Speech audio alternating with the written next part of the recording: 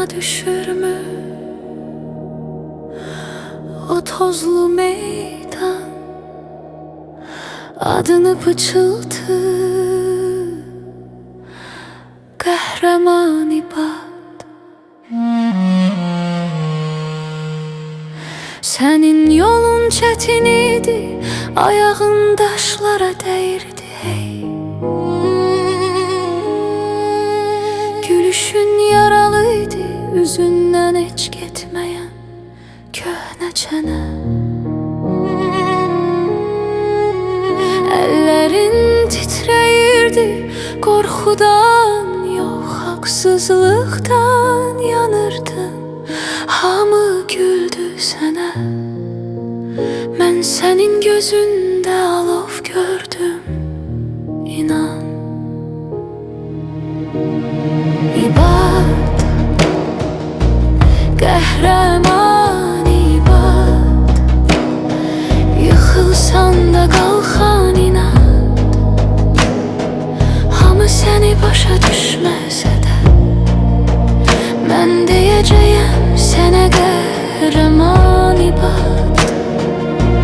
Qəhrəman ibad, sənə gülən hər bir baxışa inad.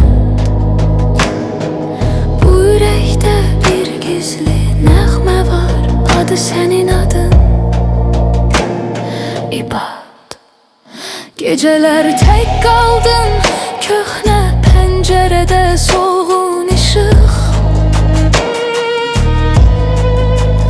Üst başın yorğun, tozlu, ürəyin isə uşaq kimi saf, iri baxış. Səni danlayanlar öz kölgəsindən belə qorxanlar idi. Səni isə susaraq onların qışqırığından uca durdum, dedim. Bəlkə də sən də yoruldun, bu dünya kimindir deyə soruşdun. Cavab tapmadın, amma əyrinin içində düz qaldın, ibad.